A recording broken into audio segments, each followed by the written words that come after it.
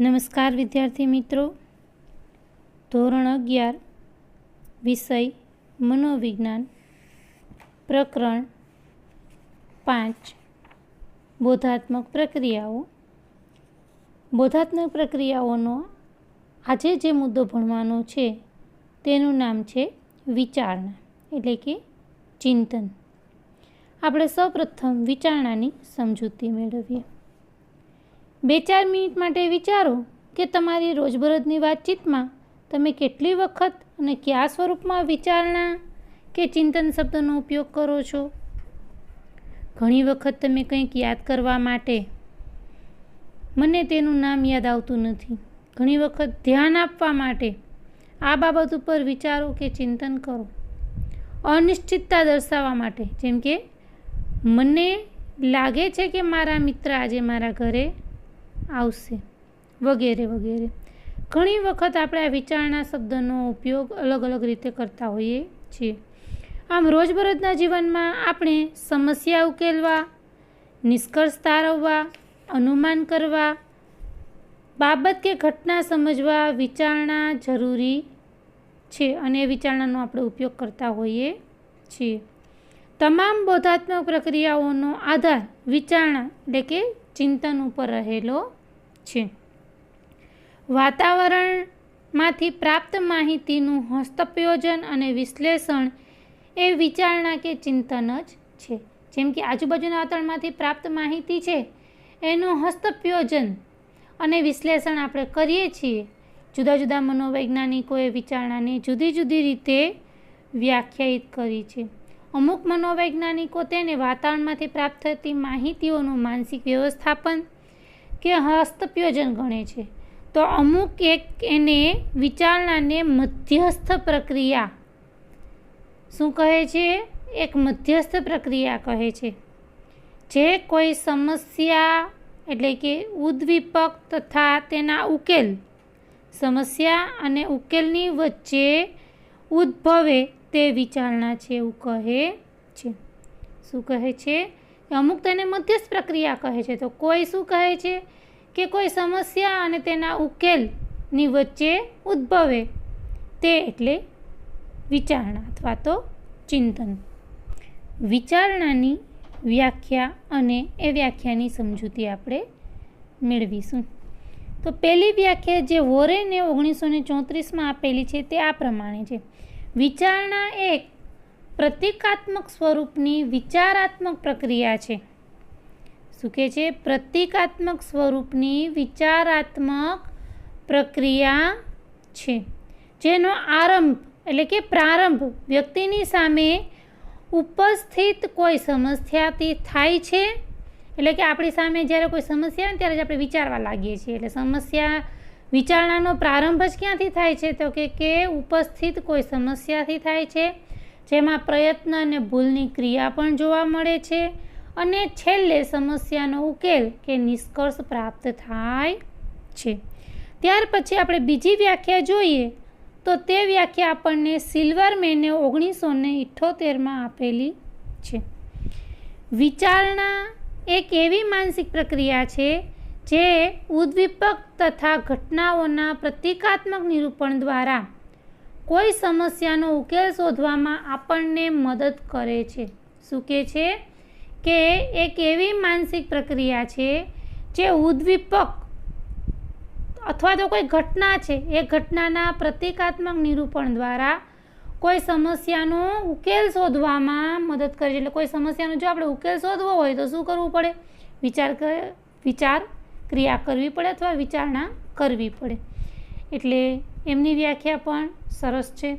ત્યાર પછી ત્રીજી વ્યાખ્યા અહીંયા લખેલી નથી, પરંતુ હું તમને બોલી દઉં ને સમજાવી દઉં છું કે વ્યક્તિ જ્યારે કોઈ માહિતીનું પ્રક્રિયાકરણ કરતો હોય, તેને સંગઠિત કરતો હોય, સમજતો હોય અને બીજાઓ તરફ તે માહિતીનું પ્રત્યાયન કરતો હોય, ત્યારે કહી શકાય કે તેના મગજમાં કોઈ વિચારણા ચાલી રહી છે. શું કરતો હોય? માહિતીનું પ્રક્રિયાકરણ, તેને સંગઠિત કરતો હોય માહિતીને, અથવા તે માહિતીને સમજતો હોય, બીજાઓ તરફે માહિતીનું પ્રત્યાયન એટલે કે બીજાને કહેતો હોય, ત્યારે કહી શકાય કે તેના મગજમાં કોઈ વિચારણા ચાલી રહી છે. આ વ્યાખ્યા આપણને સ્વીકારેલી અને મેયરે 2006માં આપેલી છે.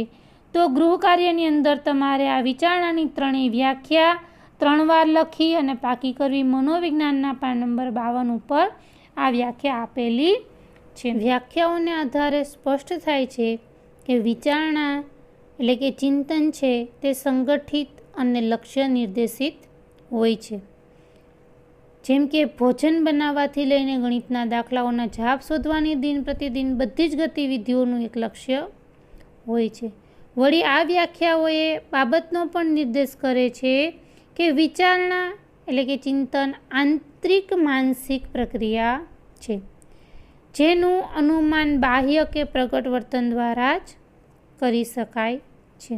દાખલા તરીકે જ્યારે આપણે શતરંજના ખેલાડીને એક ચાલ ચાલતા પહેલાં કેટલી મિનિટ સુધી વિચારભંગ અવસ્થામાં જોઈએ છીએ, ત્યારે આપણે એ પણ નથી કહી શકતા કે તે શું વિચારી રહ્યો છે.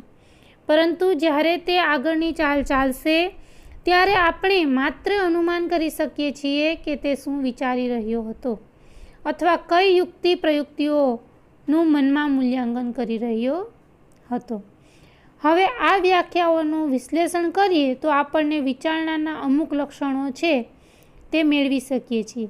એમાંનું પહેલું લક્ષણ છે વિચારના લક્ષણો. એનું પહેલું લક્ષણ છે વિચારણાની શરૂઆત કોઈ અને કોઈ સમસ્યાથી થાય છે.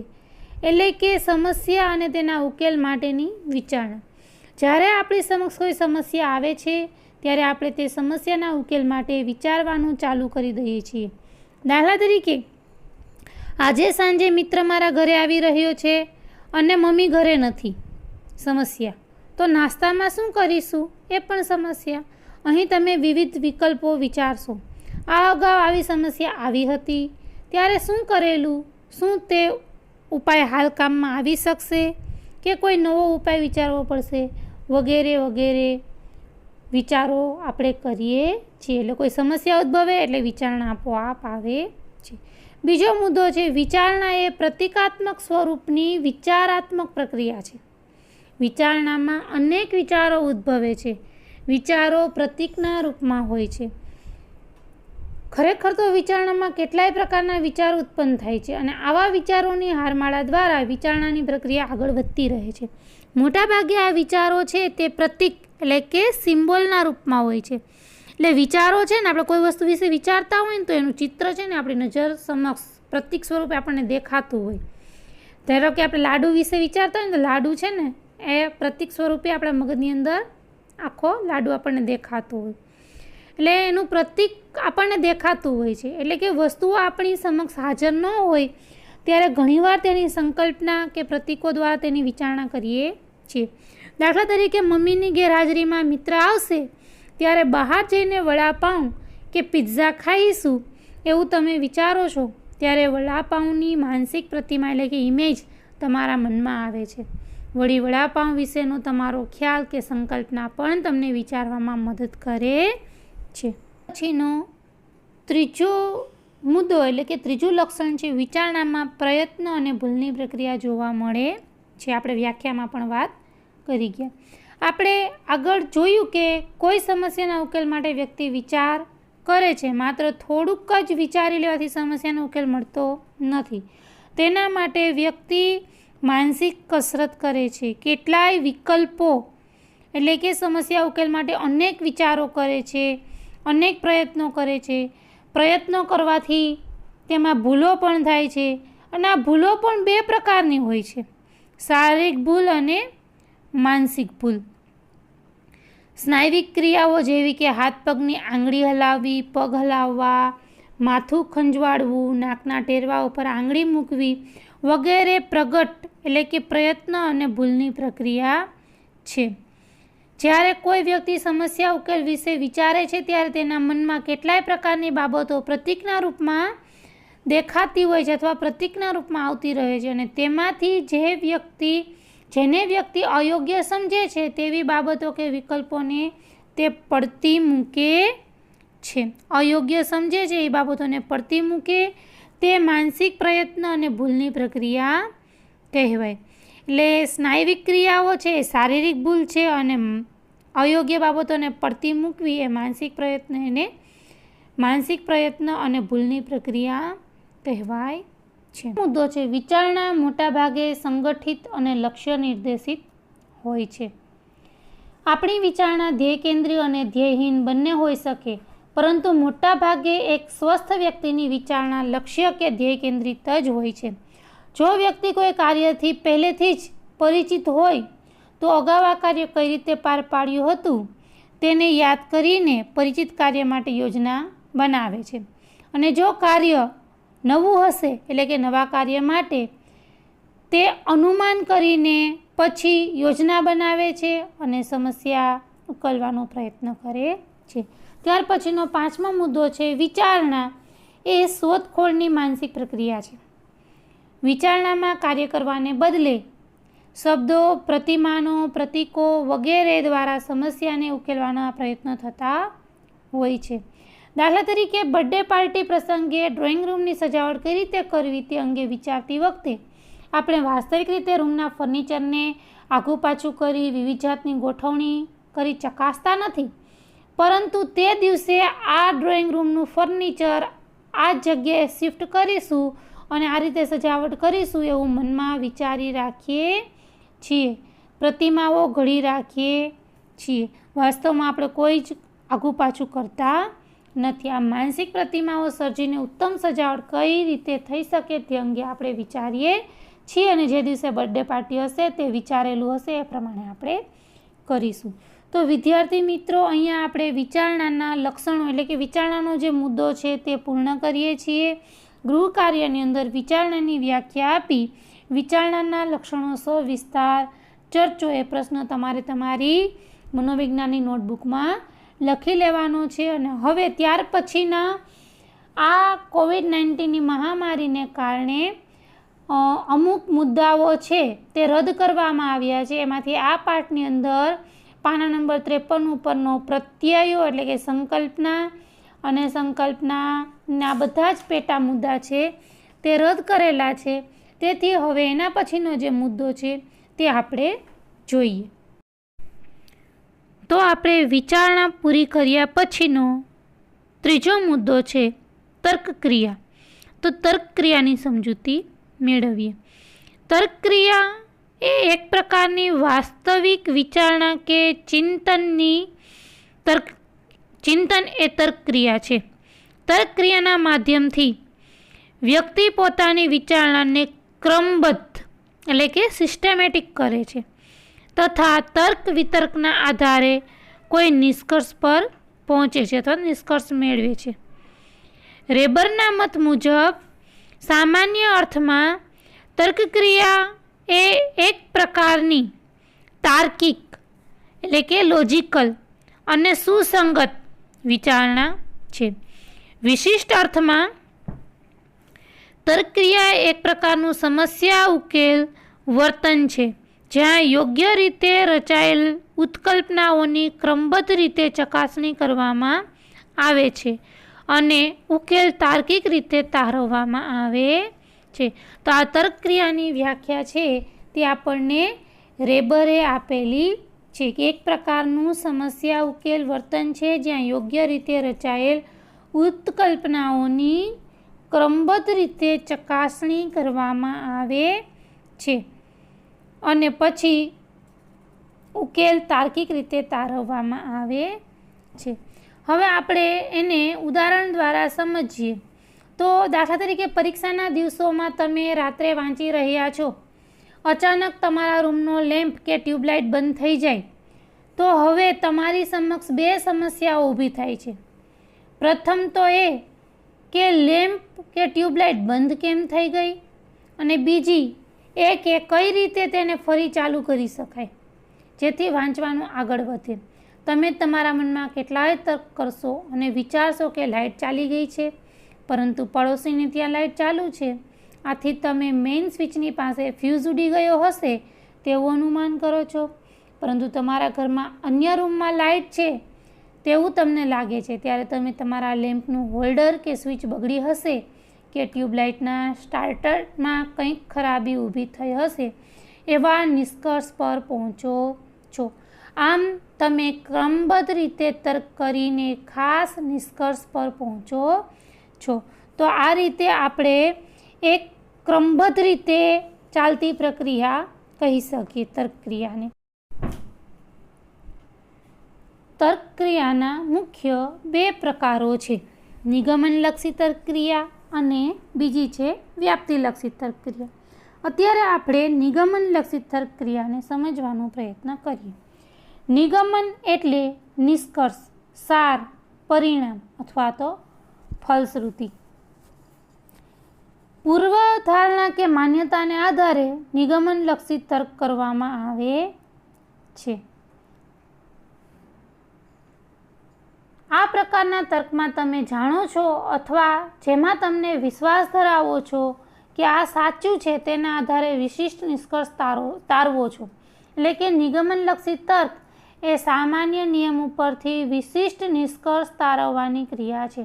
અહીં આપણે નિષ્કર્ષ તારવવા માટે જે બાબતોનો આધાર લઈએ છીએ તેને આધાર વિધાન કહેવાય છે. આધાર વિધાનોને આધારે નિષ્કર્ષ તારવીએ તેને આપણે ફલિત વિધાન કહીએ છીએ. એમનું એક ઉદાહરણ નિગમનલક્ષી તર્કના રૂપમાં જોઈએ તો લોકો પ્લેટફોર્મ પર ત્યારે દોડે છે જ્યારે તેની ટ્રેન છૂટી રહી હોય. આધાર વિધાન છે. એક વ્યક્તિ પ્લેટફોર્મ ઉપર દોડી રહી છે, આ પણ આધાર વિધાન છે, કેમ કે એ વ્યક્તિની ટ્રેન છૂટી રહી છે. એ શું થશે? એનું ફલિત વિધાન થશે. તો આમ નિગમનલક્ષી તર્ક આપણે તત્વજ્ઞાનની અંદર પણ સારી રીતે ભણી ગયા છીએ.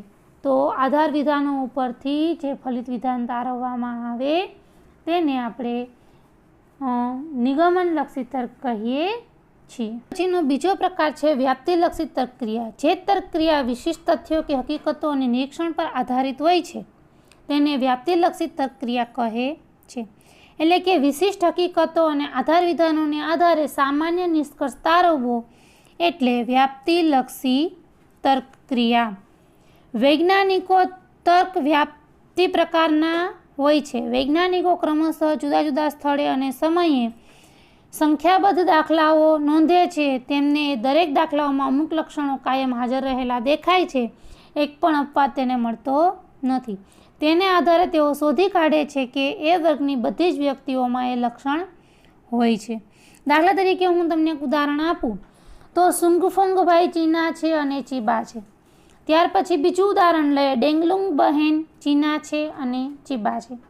ત્યાર પછી ત્રીજું ઉદાહરણ લઈએ, હું આંગ હોભાઈ ચીના છે અને ચીબા છે. ત્યાર પછી ચોથું ઉદાહરણ લઈએ, ચાઉમાઉભાઈ ચીના છે અને ચીબા છે. તો આ બધા જ વિશિષ્ટ આધાર વિધાનો છે અને એના ઉપરથી એક સામાન્ય નિષ્કર્ષ તારવવામાં આવે છે કે તેથી બધા ચીનાઓ ચીબા હોય છે. તો આ જે મેં ઉદાહરણ આપ્યું તે વ્યાપ્તિલક્ષી તર્કનું ઉદાહરણ છે.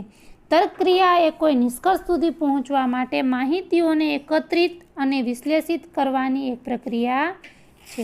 વ્યાપ્તિ તર્કમાં પણ નિષ્કર્ષો સર્વથા સત્ય હોતા નથી. એમાં પણ ભૂલ કે આવી શકે છે કે તે પણ અસત્ય હોઈ શકે છે.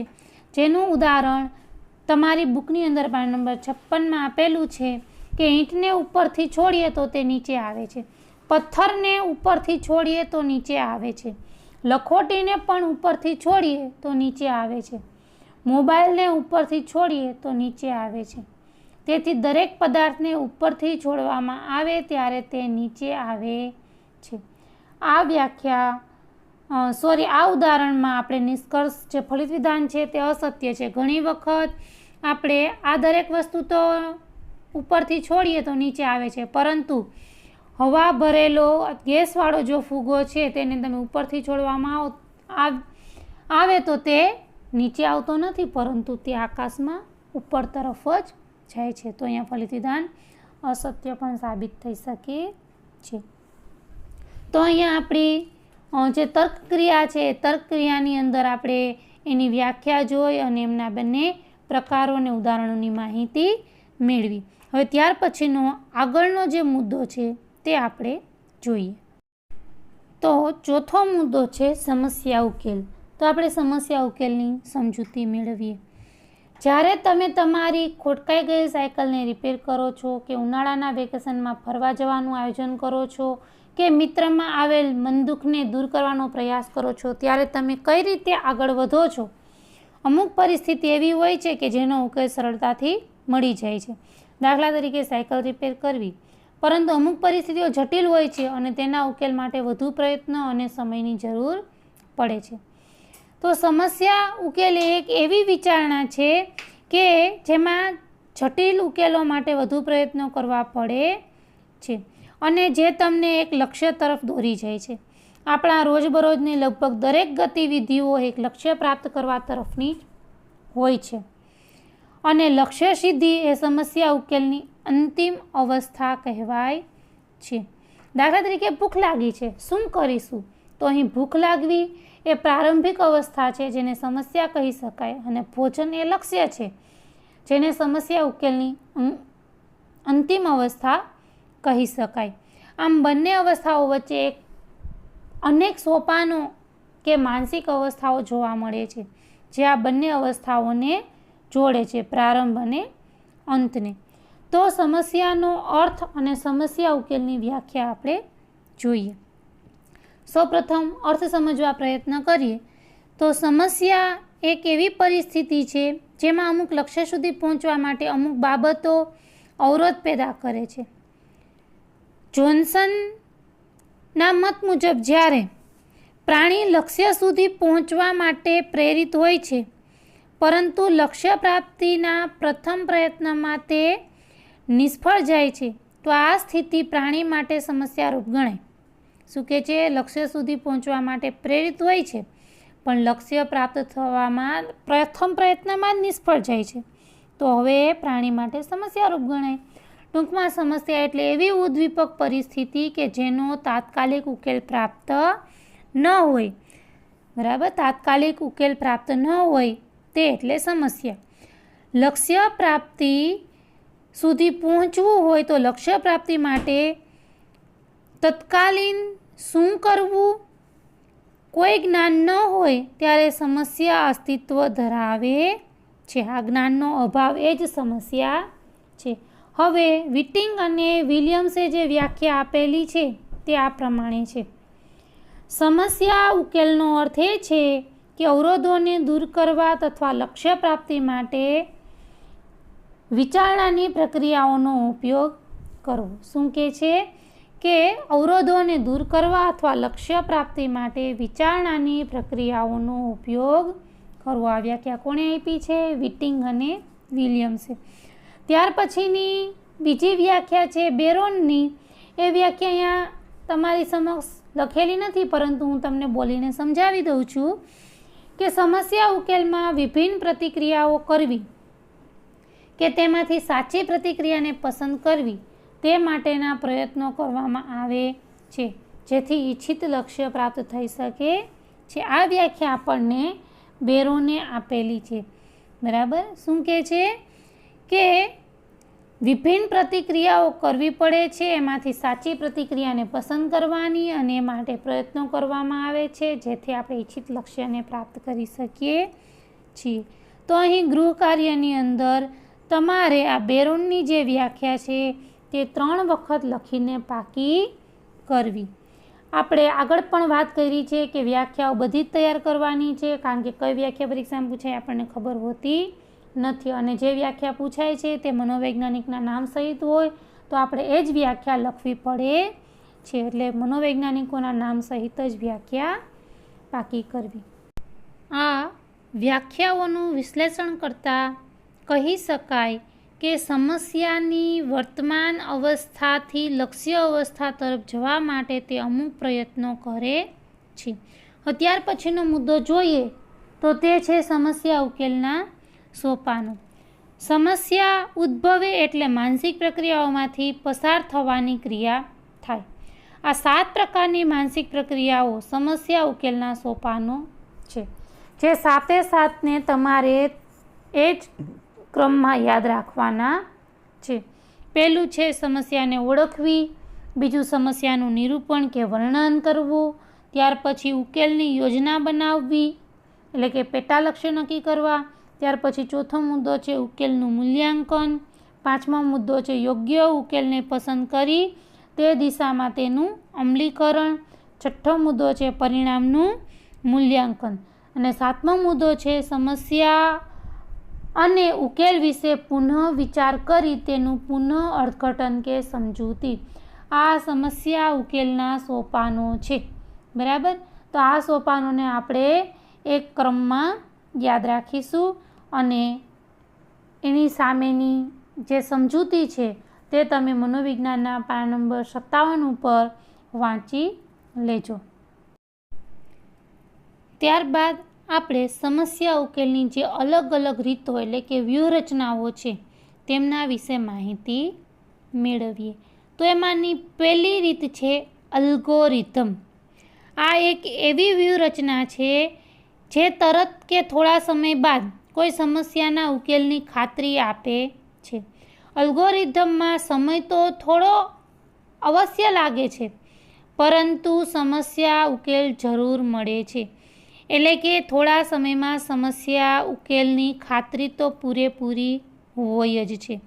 સમય થોડો વધારે લાગે છે, પરંતુ સમસ્યાનો ઉકેલ જરૂર આવે જ છે. બરાબર, ગુણાકાર, સરવાળા, ભાગાકાર, બાદબાકી આ બધા એમના ઉદાહરણો છે કે કદાચ આપણને ન આવડતું હોય તો આપણે દાખલા માટે ફરીને પ્રયત્ન કરીએ છીએ, પરંતુ કોઈ ગાણિતિક સૂત્ર એ અલ્ગોરિધમનું જ ઉદાહરણ છે. પ્રયત્ન કરવાને કારણે એનો અવશ્ય ઉકેલ મળી જાય છે. દાખલા તરીકે તમને તમારા મિત્રોનો મકાન નંબર ખબર નથી, પરંતુ માત્ર સોસાયટીનું નામ જ ખબર છે, ત્યારે તમે ક્રમિક રીતે એક પછી એક શેરી અને તેમના મકાનો તપાસ કરો છો તો તમે ક્રમબદ્ધ રીતે આગળ વધી રહ્યા છો તેમ કહી શકાય. આગળ વધતા એ સોસાયટીમાંથી ક્યાંક તો તમને એમનું મકાન મળી જશે. એટલે સમય જાય છે, પરંતુ ઉકેલ ચોક્કસપણે મળે છે. ત્યાર પછીનો બીજો પ્રકાર છે સમસ્યા ઉકેલની બીજી રીત છે તે છે હ્યુરિસ્ટિક્સ. મોટાભાગે જીવનમાં આપણે જે પ્રકારની સમસ્યાઓનો સામનો કરવો પડે છે તેના માટે કોઈ તૈયાર સૂત્રો કે યાંત્રિક નિયમો હોતા નથી. આવા સમયે વ્યક્તિ પોતાના પૂર્વાનુભવ કે સમસ્યાને નાના પેટા વિભાગોમાં વહેંચી અને ઉકેલ સુધી પહોંચવાનો પ્રયત્ન કરે છે. શું કહે છે? સમસ્યાઓનો સામનો કરવા વ્યક્તિ તેના પૂર્વ અનુભવો કે સમસ્યાઓને નાના પેટા વિભાગમાં વહેંચી અને ઉકેલ સુધી પહોંચે તેને હ્યુરિસ્ટિક્સ કહેવામાં આવે છે. આવી રીતો વ્યક્તિને સમસ્યા ઉકેલની આસપાસ જરૂર લઈ જાય છે, પરંતુ ઉકેલની ખાતરી આપતી નથી. જે અલ્ગોરિધમમાં પાકી ખાતરી આપે છે કે સમસ્યાનો ઉકેલ આવે જ છે, પરંતુ હ્યુરિસ્ટિક્સમાં એવી ઉકેલની કોઈ પાકી ખાતરી મળતી નથી. એટલે કે ઉકેલ મળે પણ ખરો અને ન પણ મળે. ત્યાર પછીની સમસ્યા ઉકેલની ત્રીજી વ્યૂહરચના અથવા તો રીત છે સમસ્યા અવકાશ. જ્યારે વ્યક્તિના જીવનમાં કોઈ સમસ્યા આવે ત્યારે તે પોતાના મનમાં તે સમસ્યાનું એક પ્રત્યક્ષ પ્રતિનિધિરૂપ દ્રશ્યની રચના કરે છે. તેના દ્વારા તે વાસ્તવિક સમસ્યાને ઉકેલવાની રીતો વિશે વિચારે છે. અને આ રીતો ચાલો કે વ્યૂહરચનાઓને સમસ્યા અવકાશ કહેવામાં આવે છે. વ્યક્તિ આ સમસ્યા અવકાશમાં એવો શ્રેષ્ઠતમ રસ્તો શોધે છે જે રસ્તે ચાલીને તે સમસ્યાની લક્ષ્ય સ્થિતિ એટલે કે ઉકેલ સુધી ઓછા સમય અને શ્રમમાં પહોંચી શકે છે. ત્યાર પછી ચોથો મુદ્દો છે પ્રયત્ન અને ભૂલ. આ પદ્ધતિમાં વ્યક્તિ સમસ્યાના સ્વરૂપ અને ઉકેલની દિશા વિશે અંધારામાં હોય છે. એટલે કે પ્રયત્ન કરે છે, પરંતુ ઉકેલ મળશે કે કેમ એ ખબર હોતી નથી. એટલે કે અંધારામાં હોય છે. તે લાંબા સમય સુધી યદચ્છ એટલે ઈચ્છા પડે એવા અવ્યવસ્થિત આડેધડ હિલચાલો કરે છે. ધ્યાન કે સમજ ન હોવાથી તે ફરીને ભૂલોનું પુનરાવર્તન પણ કરે છે. તેથી ઉકેલ મળતો નથી, અથવા મળે તો પણ લાંબા સમય પછી મળે છે. પાંચમો મુદ્દો છે સ્મૃતિ અને માનસિક તત્પરતા. પોતે ભૂતકાળમાં અત્યાર જેવી સમસ્યા અને તેના ઉકેલની પદ્ધતિને યાદ કરે છે કે અગાઉ પણ આવી સમસ્યા આવી હતી તો આપણે એને કઈ રીતે ઉકેલી હતી, એને યાદ કરવી અને એ જ પદ્ધતિ વર્તમાન સમસ્યા માટે તે અજમાવે છે, અપનાવે છે. આ સમસ્યા બીજી કોઈ ચડિયાતી રીતે ઉકેલી શકાશે તે તેના ખ્યાલમાં આવતું નથી, જેને શું કહેવામાં આવે છે તો કે આવી ખામીને કાર્યાત્મક ચુસ્તતા કહે છે. જો વિદ્યાર્થી મિત્રો ઘણી વખત આપણને કાર્યાત્મક ચુસ્તતા એટલે શું આવો પ્રશ્ન પરીક્ષામાં અગાઉ પણ પૂછાયેલો છે. ત્યારે સમસ્યા જ્યારે ઉકેલવાની હોય ત્યારે એનો અન્ય કઈ રીતે ઉકેલી શકાશે એનો ખ્યાલ તેને આવતો જ નથી, પરંતુ ભૂતકાળમાં જે રીતે સમસ્યા ઉકેલી હોય તે જ રીતે ઉકેલવા માટે પ્રયત્ન કરે છે, નવી અજમાયશ કરતો નથી. તેને કાર્યાત્મક ચુસ્તતા કહેવામાં આવે છે. તો વિદ્યાર્થી મિત્રો અહીંયા આપણે આજે આ મુદ્દો એટલે કે સમસ્યા ઉકેલની વ્યાખ્યા, એના સોપાનો અને સમસ્યા ઉકેલની જે 5 રીતો છે એ મુદ્દાને પૂર્ણ કર્યો. તે ઉપરાંત આજે આપણે વિચારણા અને તર્કક્રિયા એ મુદ્દાઓનો પણ અભ્યાસ કર્યો અને હવે ફરીથી નવા મુદ્દા સાથે મળીશું. ત્યાં સુધી નમસ્કાર.